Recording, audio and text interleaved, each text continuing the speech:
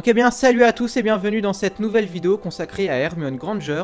Depuis que je fais des vidéos sur les familles de sorciers, c'est-à-dire depuis mon commencement sur YouTube, je n'ai jamais présenté la famille de Hermione. Tout simplement parce que je n'ai jamais jugé bon de faire une vidéo où je présente la famille de deux dentistes. Car oui, les parents de Hermione sont dentistes.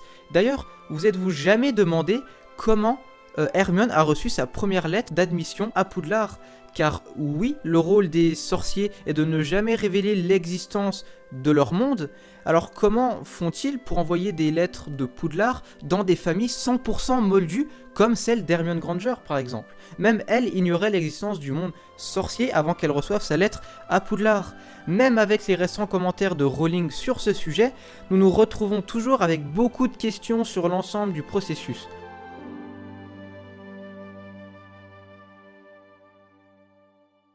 En première année, Hermione semble déjà très bien intégrée au monde sorcier puisqu'elle nous montre clairement l'ordre de ses priorités un peu farfelues, comme quoi elle préférerait mourir que de se faire renvoyer de Poudlard, à quel point elle adore sa nouvelle vie d'apprentie sorcière et qu'elle reculerait devant rien pour faire ses études de magie à Poudlard.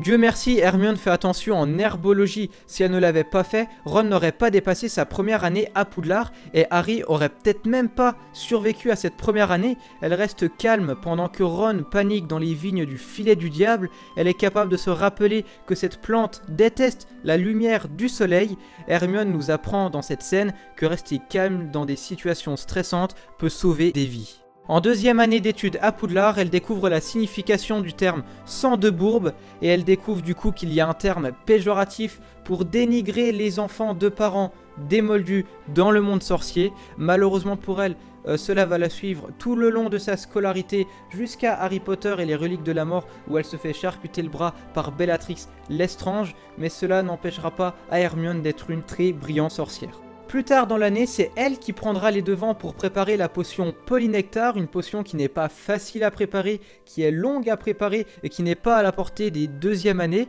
Cependant, elle va quand même réussir à en préparer pour Harry et pour Ron.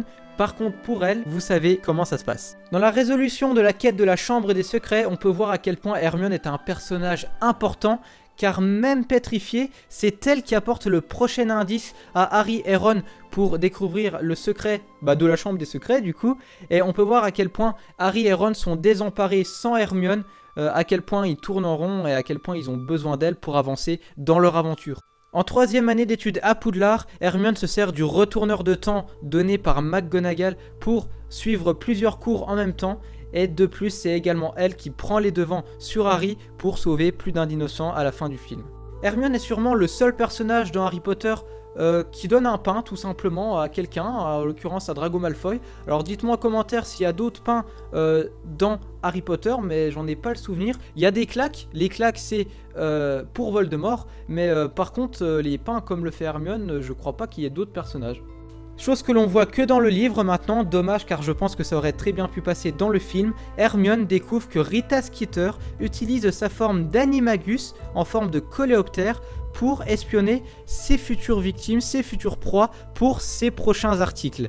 Hermione, quand elle a découvert ceci, tout simplement elle l'a enfermée dans un bocal, elle a réussi à la coincer dans un bocal et elle lui a dit qu'elle la menacerait et qu'elle signalerait ses articles frauduleux si elle continuait à écrire ses articles sur elle et Harry. Hermione réussit, par son jeu de séduction ou je ne sais quel autre jeu, à inviter au bal de Noël une star internationale, soit Viktor Krum. Alors certes, il a de la semoule en guise de cerveau, comme nous le dit ce pauvre Maugrey Folloy ou ce cher Barty Croupton Jr, comme vous le voulez. Cependant, elle invite quand même une célébrité internationale durant le bal de Noël.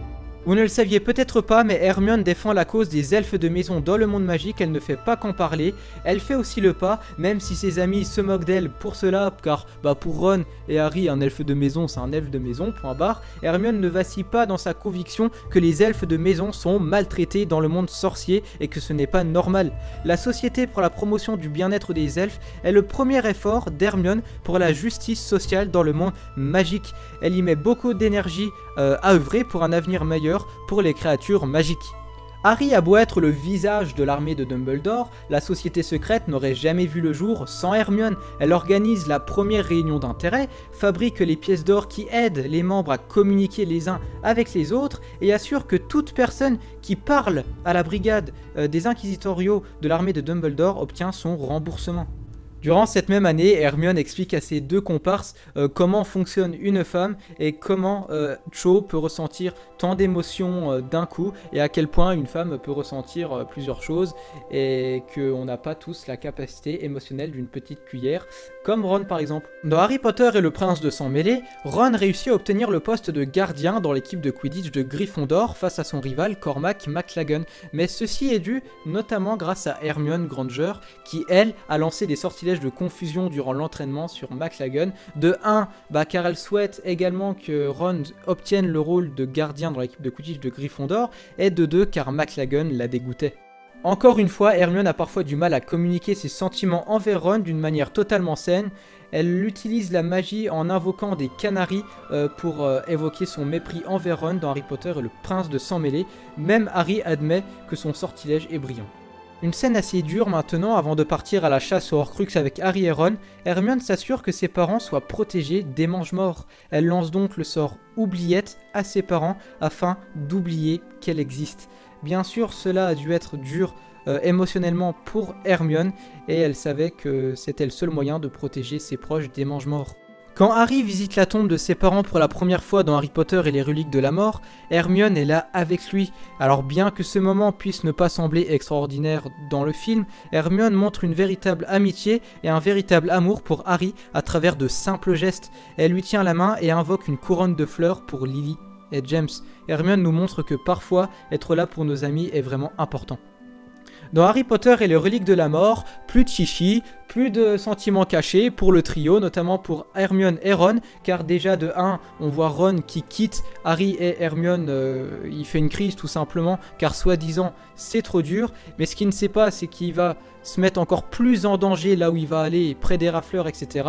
Il est tout seul, il connaît personne, et normal que Hermione, à son tour, elle aussi, l'engueule et puis lui fasse une méga morale et qu'elle s'énerve contre Ron, car Ron partait dans une mission suicide pour une simple crise, une crise d'enfant finalement. Cette anecdote-là, elle est courte mais vachement efficace. Hermione sauve la vie à Harry Potter en lançant ce sortilège que l'on voit dans Harry Potter et les reliques de la mort, sans lequel Harry serait mort dans cet opus, au manoir des Malfoy, Voldemort serait venu et fin de la saga quoi. Comme je l'ai dit en début de vidéo, dans cet opus, Hermione va encore souffrir de son statut de sang de bourbe, notamment via Bellatrix Lestrange. Les cris dans cette scène-là sont vraiment horribles quand on voit Harry, Monsieur Ollivander, etc. dans la cave et qu'on entend les cris de Hermione.